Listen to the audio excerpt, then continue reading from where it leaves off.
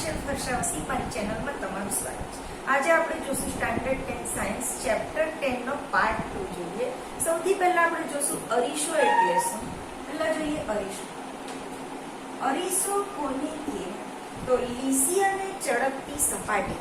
અરીસો એટલે કે લીસી અને ચળકતી સપાટી કે જેના ઉપર પડતા બધા જ પ્રકાશના કિરણોનું રિફ્લેક્શન એટલે કે પરાવર્તન કરે તો તેને અરીસો કહેવાય છે। ખ્યાલ આવે છે? અરીસો કોને કહેવાય? અરીસો એટલે લીસી અને ચળકતી સપાટી કે જે તેના ઉપર એવી લીસી અને ચળકતી સપાટી અથવા ફ્લેટ દોરી એવી રીતે કોઈ પણ ચળકતી લીસી સપાટી કે જેના ઉપર પડતા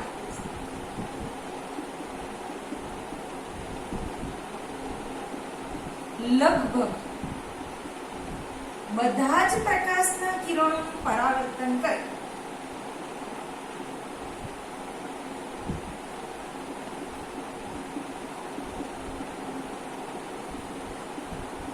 તેને અરીસો કહેવાય। ખ્યાલ આવે છે?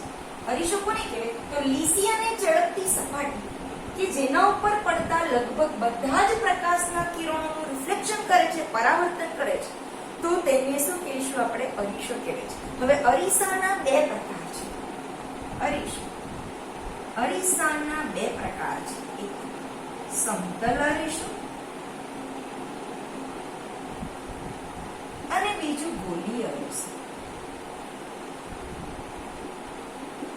સમતલ અરીસો કોને કહેવાય? સમતલ અરીસો આપણે રોજ વ્યવહારમાં યુઝ કરીએ છીએ, આપણે આપણા ચહેરા જોવા માટે, મેકઅપ કરવા માટે જેનો યુઝ કરીએ છીએ સમતલ અરીસો છે। રોજ ડેલી આપણે એનો યુઝ કરીએ છીએ। સમતલ અરીસો કોને કહેવાય? તો જે અરીસાની પરાવર્તક સપાટી સમતલ એટલે કે ફ્લેટ હોય તો તે અરીસાને સમતલ અરીસો કહેવાય છે, સપાટ હોય, સપાટી। ઓકે, સમતલ અરીસો કોને કહેવાય? કે જે અરીસાની પરાવર્તક સપાટી સમતલ હોય મતલબ સપાટ હોય તો તે અરીસાને સમતલ અરીસો કહેવાય છે। ગોલીય અરીસો કોને કહેવાય? તો જે અરીસાની પરાવર્તક સપાટી ગોળાકાર પોલા ગોળાના પૃષ્ઠ સ્વરૂપે એટલે પોલા ગોળાની કે બહારની સપાટી લઈ કે અંદર પોલા ગોળાના પૃષ્ઠ સ્વરૂપે હોય તો તેને ગોલીય અરીસો કહેવાય છે। ગોલીય અરીસાના બે પ્રકાર પડે છે। અંતર્ગોળ અરીસો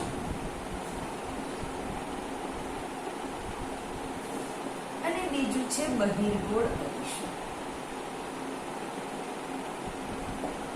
અંતર્ગોળ અરીસો કોને કહેવાય?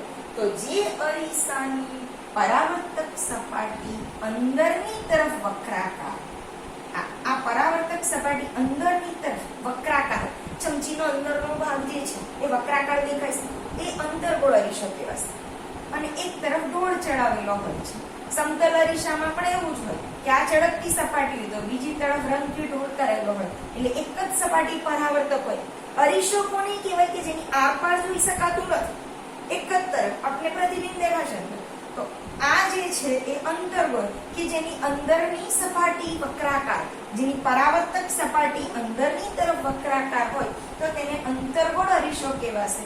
જે અરીસાની પરાવર્તક સપાટી બહારની તરફ વક્રાકાર, આ પરાવર્તક સપાટી એટલે અંદરની તરફ ઢોળ કે રંગ ચડાવેલો હશે તો આને બહિર્ગોળ અરીસો કહેવાશે। Okay, clear? સૌથી પહેલા આપણે શું જોયું? અરીસો શું છે? તો લીસી અને ચળકતી સપાટી કે જેના ઉપર પડતા લગભગ બધા જ કિરણોનું પરાવર્તન કરે તો તેને અરીસો કહેવાય છે। અરીસાના બે પ્રકાર છે, સમતલ અરીસો અને બીજો ગોલીય અરીસો। સમતલ અરીસો એટલે કે જેની પરાવર્તક સપાટી સપાટ હોય, સમતલ હોય તો તેને સમતલ અરીસો કહેવાય છે। સમતલ અરીસાનો ઉપયોગ આપણે સબમરીનમાં કરીએ, કેલિડોસ્કોપમાં કરીએ, સબમરીનમાં મતલબ પેરિસ્કોપમાં એનો યુઝ કરીએ। સબમરીન જે પાણીની અંદર ચાલે છે તેમાં પેરિસ્કોપ લગાવીને પેરિસ્કોપ દ્વારા આપણે પાણીની બહાર શું હલચલ ચાલી રહી છે તે જોઈ શકીએ છીએ।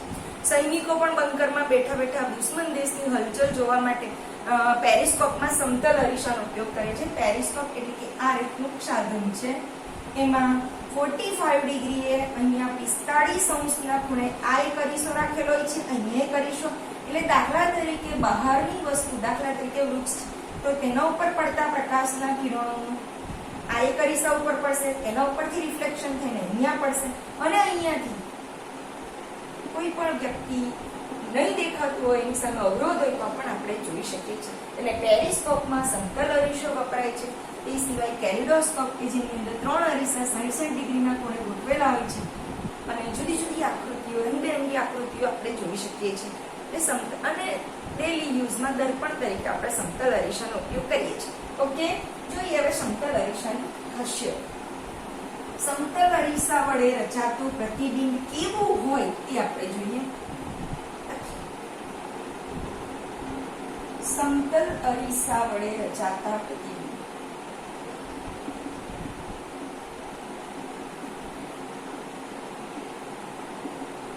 ની લાક્ષણિકતા. સમતલ અરીસા વડે હંમેશા આભાસી અચ્છા, પ્રતિબિંબ આભાસી અને વાસ્તવિક શું છે તો જોઈ લઈએ. પ્રતિબિંબ એ 2 પ્રકારના હોય છે. વાસ્તવિક પ્રતિબિંબ અને બીજું છે આભાસી પ્રતિબિંબ. વાસ્તવિક પ્રતિબિંબ એટલે શું? પરાવર્તન કે વક્રીભવન પામીને આવતા પ્રકાશના કિરણો રિયલમાં વાસ્તવિક કોઈ એક જગ્યાએ મળે છે તો તેવા પ્રતિબિંબને વાસ્તવિક પ્રતિબિંબ મળે છે. વાસ્તવિક પ્રતિબિંબ હંમેશા ઉલટું હોય છે. એને પડદા ઉપર ઝીલી શકાય છે. પડદા ઉપર આપણે ઝીલી શકીએ છીએ. જ્યારે આભાસી પ્રતિબિંબ અરીસાની અંદર મળે છે, એટલે અરીસાની પાછળ મળે છે. આ અરીસા તરફ જ મળે છે. આ પ્રતિબિંબ હંમેશા ચત્તા હોય છે. હંમેશા ચત્તું પ્રતિબિંબ મળે. આભાસી પ્રતિબિંબ અરીસાની અંદર દેખાશે એટલે ચત્તું, જ્યારે વાસ્તવિક હંમેશા ઉલટું હોય છે. અને બીજું કે એને આપણે પડદા ઉપર ઝીલી શકતા નથી.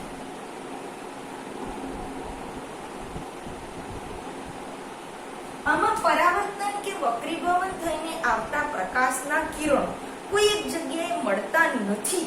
અહીંયા મળે છે, અહીંયા મળતા નથી, પરંતુ મળતા હોય એવો ભાસ થાય છે. આપણે રોજ અરીસામાં જોઈએ છે, સમતલ અરીસાની અંદર જોઈએ છે, આપણો ચહેરો અંદર દેખાય છે. આપણું પ્રતિબિંબ અરીસાની અંદર, અરીસાની પાછળ મળે છે. એટલે એ જે પ્રતિબિંબ છે કેવું છે? આભાસી પ્રતિબિંબ છે. આભાસી પ્રતિબિંબ હંમેશા ચત્તા હોય છે, અરીસાની પાછળ રચાય છે, જેને આપણે પડદા ઉપર ઝીલી શકતા નથી. એટલે પ્રતિબિંબના 2 પ્રકાર, વાસ્તવિક પ્રતિબિંબ અને આભાસી પ્રતિબિંબ. ઓકે, જોઈએ તો સમતલ અરીસા વડે રચાતું પ્રતિબિંબ હંમેશા આભાસી છે, મતલબ અરીસાની પાછળ મળે છે અને કેવું હશે? ચત્તું હશે.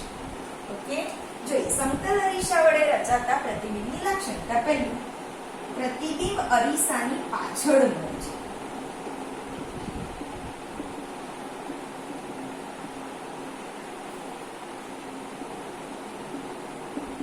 એટલે કે આભાસી.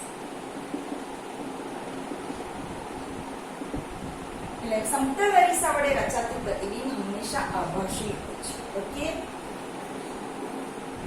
પ્રતિબિંબની ઊંચાઈ વસ્તુની તમે રોજ અરીસામાં જુઓ છો. શું તમારી ઊંચાઈ તમારા પ્રતિબિંબ એટલે તમારી ઊંચાઈ સરખી હશે કે વધારે ઓછી હશે? સરખી જ હોય છે.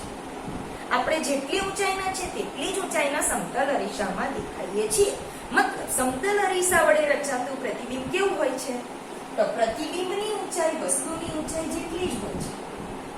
પ્રતિબિંબની ઊંચાઈ વસ્તુની ઊંચાઈ જેટલી જ છે.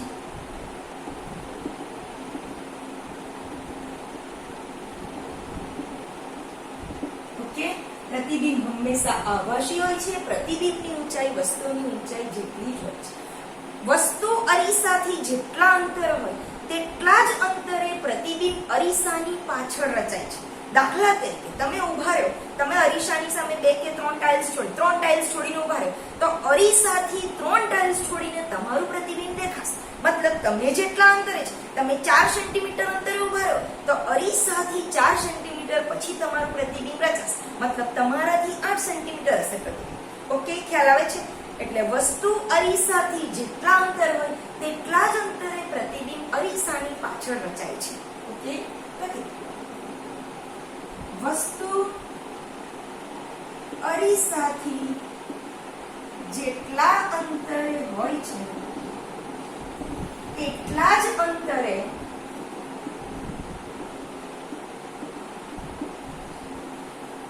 પ્રતિબિંબ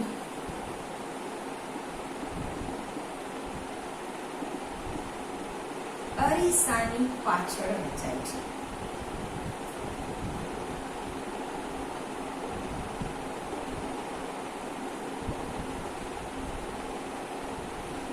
ઓકે, પરંતુ એક ખાસિયત છે કે ડાબી જમણી બાજુ ઉલટાયેલી. તમે જો ડાબો હાથ ઉપર કરો તો અરીસાની અંદર તમને જમણો હાથ ઊંચો થયેલો દેખાશે. એટલે સમતલ અરીસા વડે રચાતા પ્રતિબિંબમાં બાજુઓ ઉલટાયેલી દેખાય છે.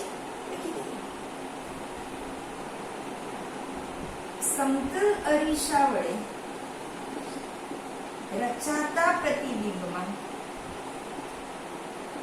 બાજુઓ ઉલટાયેલી દેખાય છે.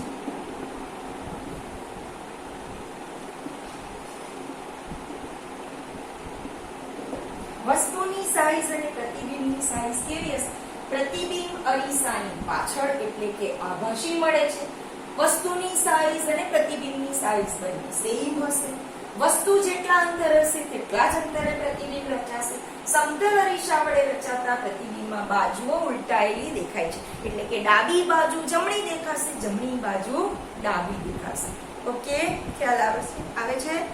ઓકે, તમને આના ઉપરથી એક સવાલ પૂછી શકાય કે ભાઈ સમતલ અરીસાની સામે તમે 4 સેન્ટીમીટર અંતરે ઉભેલા છો તો તમારું પ્રતિબિંબ તમારાથી કેટલા?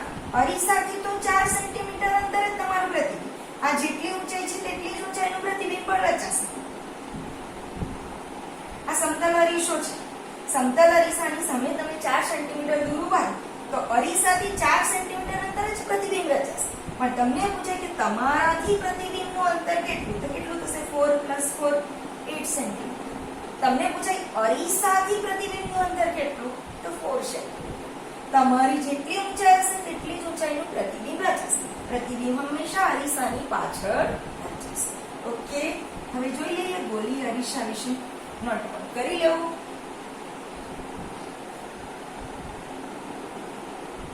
ગોલીય અરીસાના સંદર્ભમાં કેટલાક પદોને આપણે વ્યાખ્યાયિત કરીએ. જોઈએ ગોલીય અરીસા. ગોલીય અરીસાના સંદર્ભમાં કેટલાક પદોને આપણે વ્યાખ્યાયિત કરીએ. સૌથી પહેલું ધ્રુવ.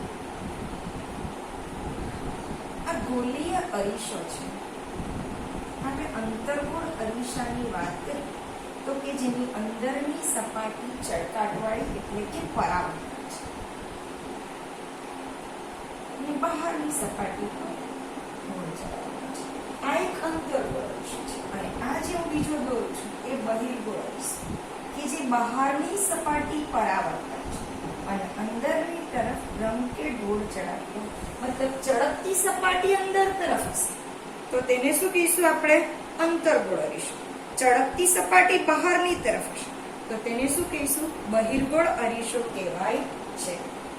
હવે જે ગોલીય અરીસાની પરાવર્તક સપાટી, આ ગોલીય અરીસાની પરાવર્તક સપાટીના મધ્ય બિંદુને આપણે ધ્રુવ P કહેવામાં આવે છે. આ બહિર્ગોળ અરીસો છે, એનું સેન્ટર એટલે ધ્રુવ કોને કહેશું? જે ગોલીય અરીસાની પરાવર્તક સપાટીના મધ્ય બિંદુને આપણે ધ્રુવ કહીએ છીએ. ગોલીય અરીસાની પરાવર્તક સપાટીના મધ્ય બિંદુને ધ્રુવ કહેવાય છે. ધ્રુવ એટલે પોલ અને P વડે દર્શાવીએ છીએ. હવે એ અરીસાની સપાટી ઉપર જ આવેલો ભાગ છે. આ પણ અરીસાની સપાટી મતલબ ધ્રુવ P અંતર્ગોળ અરીસો હોય કે બહિર્ગોળ અરીસો હોય, પરાવર્તક સપાટીનું મધ્ય બિંદુ એનું કેન્દ્ર એટલે કે ધ્રુવ કહેવાશે. ઓકે, ત્યાર પછી જોઈએ વક્રતા કેન્દ્ર.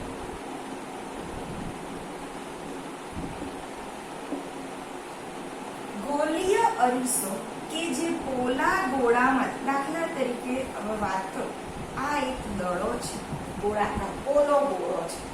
એ પોલા ગોળાને હું અહીંયાથી કટ કરી નાખું છું. ઓકે, અને અંદરની સપાટી જો ચળકાટ, એટલે આ અંદરની સપાટી ચળકાટ વાળી રાખો અને બહારની સપાટી ઉપર રંગ કરી દો તો આ એક અંતર્ગોળ અરીસો. અહીંયા વક્રતા કેન્દ્ર કોને કહેવાય છે? ગોલીય અરીસો. આ જે ગોલીય અરીસો કે જે પોલા ગોળામાંથી બનાવેલો છે, એ પોલા ગોળાના કેન્દ્રને અરીસાનું વક્રતા કેન્દ્ર કહેવાય છે. ખાસ યાદ રાખજો, ગોલીય અરીસો કે જે પોલા ગોળામાંથી બનાવેલો છે અથવા ગોલીય અરીસાની પરાવર્તક સપાટી કે જે પોલા ગોળામાંથી બનેલી છે, એ પોલા ગોળાના કેન્દ્રને અરીસાનું વક્રતા કેન્દ્ર કહેવાય છે. ગોલીય અરીસાની પરાવર્તક સપાટી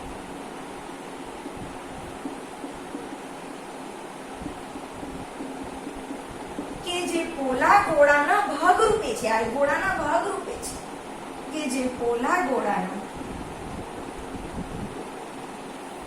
ભાગ સ્વરૂપે છે,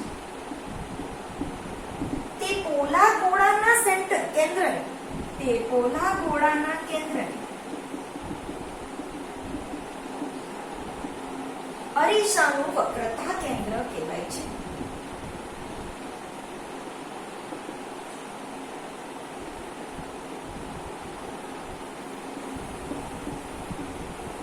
હજી ખબર પડી, જો આ એક ગોળો છે, એ ગોળામાંથી આપણે અહીંયાથી કટ કરીએ તો આ એક અરીસો રહે. એટલે આ અરીસો કે જે આપણે પોલા ગોળામાંથી બનાવેલું છે, એ ગોળાનું કેન્દ્રને અરીસાનું વક્રતા કેન્દ્ર કહેવાય છે. જો અંદરની સપાટી વક્રાકાર હશે, અંતર્ગોળ અરીસો હશે તો કેન્દ્ર એની તરફ જ હશે, પરાવર્તક સપાટી તરફ જ હશે. પણ જો બહિર્ગોળ અરીસો હશે તો પરાવર્તક સપાટી, દાખલા તરીકે આ જોયું, આ દાખલા તરીકે અંતર્ગોળ અરીસો છે, એની અંદરની સપાટી પરાવર્તક છે. એટલે અહીંયા દાખલા તરીકે ધ્રુવી છે. હવે આ ગોળાનું સેન્ટર અહીંયા C આવે છે, તો વક્રતા કેન્દ્રને આપણે C સંજ્ઞા વડે દર્શાવીએ. તો આ જે C છે એ અંતર્ગોળ અરીસાની સામે મળે છે. પરંતુ જો બહિર્ગોળ અરીસો હશે કે બહારની સપાટી પરાવર્તક હશે, તો આ તરફ અહીંયા જો આ બહારની સપાટી પરાવર્તક છે અને આ ધ્રુવી છે, તો તમે એને લંબાવો તો આ વક્રતા કેન્દ્ર આપણને અહીંયા મળે છે, અરીસાની પાછળ મળે છે, જ્યારે અહીંયા અરીસાની આગળ હોય છે. અંતર્ગોળ અરીસામાં વક્રતા કેન્દ્ર અરીસાની આગળ મળે છે, જ્યારે બહિર્ગોળ અરીસામાં અરીસાની પાછળ મળે છે. ગોલીય અરીસાની પરાવર્તક સપાટી કે જે પોલા ગોળાના ભાગરૂપે છે, એ પોલા ગોળાના કેન્દ્રને અરીસાનું વક્રતા કેન્દ્ર C કહેવાય છે. હવે જોઈએ વક્રતા ત્રિજ્યા.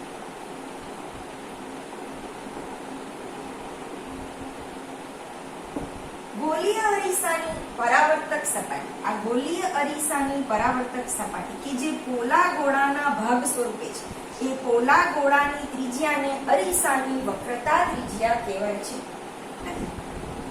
ગોલીય અરીસાની પરાવર્તક સપાટી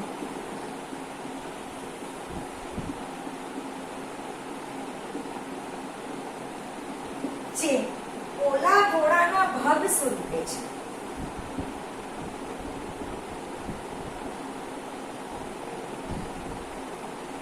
તે પોલા ગોળાની ત્રિજ્યાને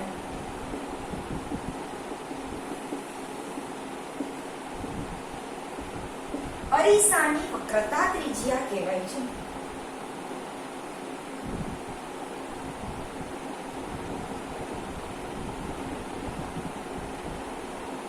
અને એ ત્રિજ્યાને આપણે R વડે દર્શાવીએ. દાખલા તરીકે અંતર્ગોળ અરીસો છે, અંતર્ગોળ અરીસામાં ધ્રુવ P છે, આ વક્રતા કેન્દ્ર C છે, તો P થી C સુધીનું અંતર PC = R. વક્રતા ત્રિજ્યાને આપણે R વડે દર્શાવીએ છીએ. ઓકે, ચાલો હવે જોઈએ આપણે મુખ્ય અક્ષ.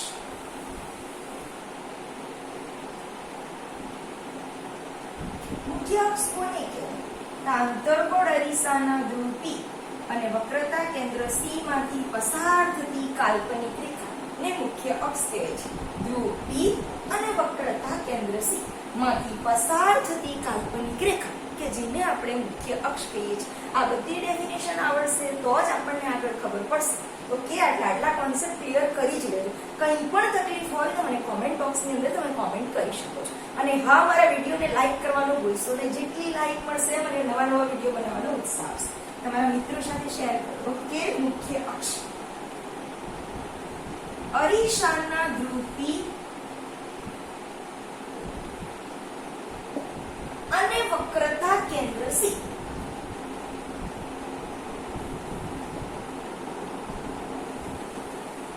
માંથી પસાર થતી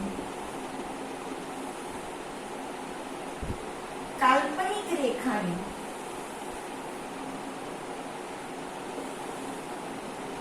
અરીસાની મુખ્ય અક્ષ કહેવાય છે.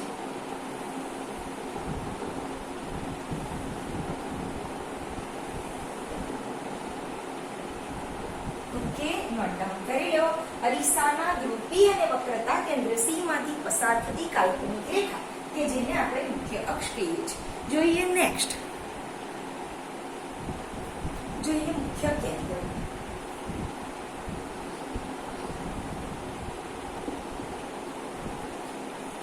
આ એક અંતર્ગોળ અરીસો છે. અંતર્ગોળ અરીસામાં આ ધ્રુવી, આ વક્રતા કેન્દ્ર સી માંથી પસાર થતી કાલ્પનિક રેખા જેને આપણે મુખ્ય અક્ષ કહીએ. તો આ જે મુખ્ય અક્ષ છે એ મુખ્ય અક્ષને સમાંતર આપાત થતા કિરણો કઈ છે? સમાંતર આપાત થતા કિરણો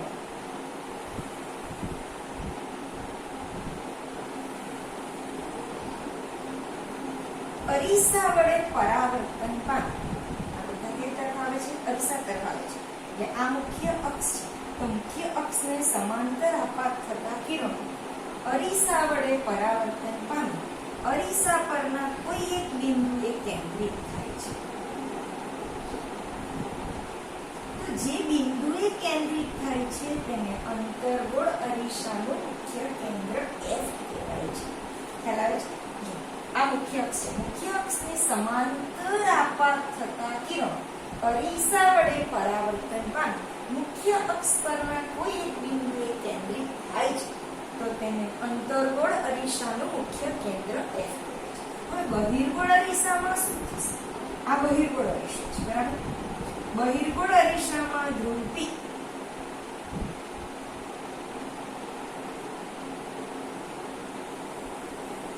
આ મુખ્ય અક્ષ. તો મુખ્ય અક્ષને સમાંતર આપાત થતા કિરણો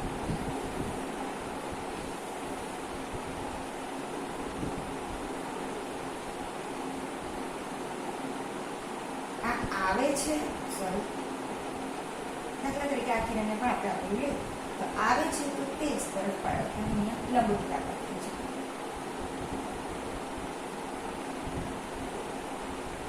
પણ જો એને પાછળ લંબાવવામાં આવે તો કોઈ એક બિંદુએ કેન્દ્રિત થતા હોય એવો ભાસ થાય છે. એટલે બહિર્ગોળ અરીસામાં અરીસાની પાછળ મુખ્ય કેન્દ્ર આવે છે. અંતર્ગોળ અરીસામાં અરીસાની આગળ મુખ્ય કેન્દ્ર મળે છે. ઓકે, અંતર્ગોળ અરીસામાં મુખ્ય અક્ષને સમાંતર આપાત થતા કિરણો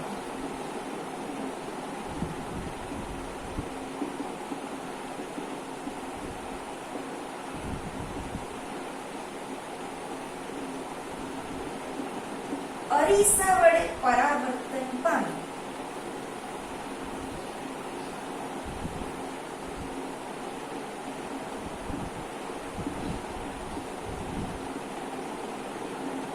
મુખ્ય અક્ષ પરના કોઈ એક બિંદુએ પરાવર્તન પામી મુખ્ય અક્ષ પરના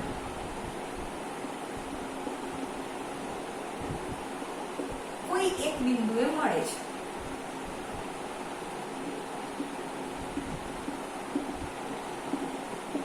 તે બિંદુને અંતર્ગોળ અરીસાનું મુખ્ય કેન્દ્ર કહેવાય છે.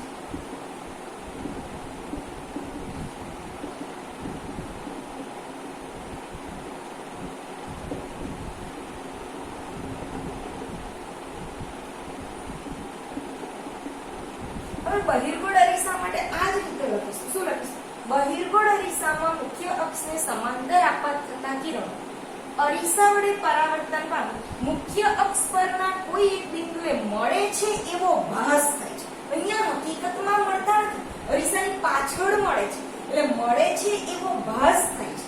તેને બહિર્ગોળ અરીસાનું મુખ્ય કેન્દ્ર કહેવાય છે. યાદ રહેશે, બહિર્ગોળ અરીસામાં મુખ્ય અક્ષને સમાંતર આપાત થતા કિરણો અરીસા વડે પરાવર્તન પામી કોઈ એક બિંદુએ કેન્દ્રિત થાય છે એવો ભાસ થાય છે, તેને બહિર્ગોળ અરીસાનું એટલે બહિર્ગોળ અરીસાનું મુખ્ય કેન્દ્ર આભાસી છે, જ્યારે અંતર્ગોળ અરીસાનું મુખ્ય કેન્દ્ર વાસ્તવિક છે, કારણ કે અરીસાની આગળ છે, જેને આપણે કેપિટલ F વડે દર્શાવીશું. ઓકે, જોઈ લઈએ આગળ એને આપણે કેપિટલ F વડે દર્શાવીશું. હવે છે કેન્દ્ર લંબાઈ. કેન્દ્ર લંબાઈ આ અંતર્ગોળ અરીસાની વાત કરીએ તો ધ્રુવ P અને આ વક્રતા કેન્દ્ર C છે. આ કોઈ એક બિંદુએ મળે છે F પર મુખ્ય કેન્દ્ર, એટલે ધ્રુવ P અને મુખ્ય કેન્દ્ર F આ જે અંતર છે એટલે અરીસાની કેન્દ્ર લંબાઈ સ્મોલ f વડે દર્શાવે છે. ધ્રુવ P અને મુખ્ય કેન્દ્ર F વચ્ચેના અંતરને ધ્રુવ P અને મુખ્ય કેન્દ્ર F વચ્ચેના અંતરની અરીસાની કેન્દ્ર લંબાઈ કહેવાય છે. અરીસાની કેન્દ્ર લંબાઈ કહેવાય કે જેને આપણે સ્મોલ f વડે દર્શાવીશું, મુખ્ય કેન્દ્ર કે જેને આપણે કેપિટલ F વડે દર્શાવીશું. અરીસાની હવે દર્પણ મુખની વાત કરીએ તો અરીસાની પરાવર્તક સપાટીની ધાર અહીંયા mm આના વ્યાસને આપણે દર્પણ મુખ કહીએ છીએ. ઓકે, કંઈ પણ તકલીફ હોય તો મને કોમેન્ટ બોક્સની અંદર કોમેન્ટ કરીને જણાવી શકો છો. હા, ચેનલ પર નવા હો તો ચેનલને સબસ્ક્રાઇબ કરો અને બેલ આઇકનનું બટન દબાવો કે જેથી તમને નવા નવા વિડીયોના નોટિફિકેશન મળતા રહેશે. ઓકે, અને હા, જો મારો વિડીયો ગમે તો તેને લાઈક